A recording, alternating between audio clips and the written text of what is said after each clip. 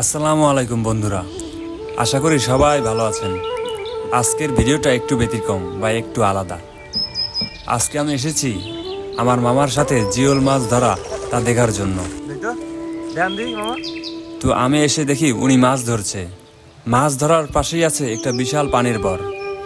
আপনারা হয়তো অনেকেই জানেন না, ছোট পরিসরে যেমন 10% জমিতে বছরে 1.5 থেকে 3 লাখ টাকা বা তার বেশি লাভ করা সম্ভব একটি পানের বর থেকে, যা অন্যান্য চাষের তুলনায় অনেক বেশি।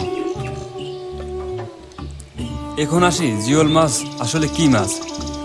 জিওল মাছ বলতে সেই সব মাছকে বোঝায় যাদের ফুলকা ছাড়াও অতিরিক্ত শ্বসনতন্ত্র থাকে এবং এর মাধ্যমে তারা বাতাস থেকে সরাসরি অক্সিজেন নিতে পারে।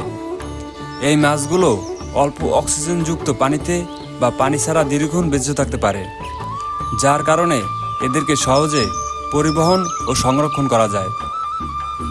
শিং, মাগুর, কই, শোল, টাকি ও উটকাল হলো জিওল মাছের কয়েকটি উদাহরণ। তো এই ডোবায় তেমন একটা মাছ নেই বললেই চলে। গতকাল যাবৎ এই ডোবাটি সেচ দিয়ে আজ সকালে 5 জন মিলে ভাগে মাছ ধরে, যার মধ্যে আমার মামা একজন। সারা রাত পানি সেচ দিয়ে তারপর মাত্র একজন মিলে মাত্র 5টি জিওল মাছ ভাগে পায়। তাই মামা এখন অবধি মাছ ধরছে। হ্যাঁ ঠিক আছে পাইছেন, ধ্যান তো মামা।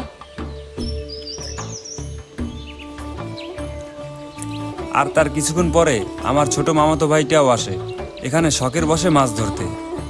তো ও শুধু একটা উটকাল মাছ ধরতে পেরেছে, কিন্তু একটা কথা হয়তো বা আপনারা অনেকেই জানেন যে মাছ খাওয়ার চাইতে ধরার মজাটা অনেক বেশি।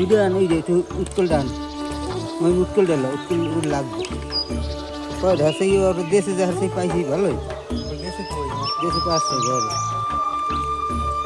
আর আর ধরছি একটা পরে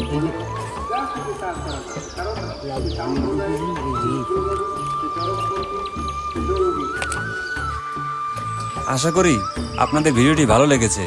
ভালো লাগলে লাইক, কমেন্ট আর শেয়ার করতে ভুলবেন না। আর নতুন কেউ দেখলে অবশ্যই সাবস্ক্রাইব করে পাশে থাকবেন।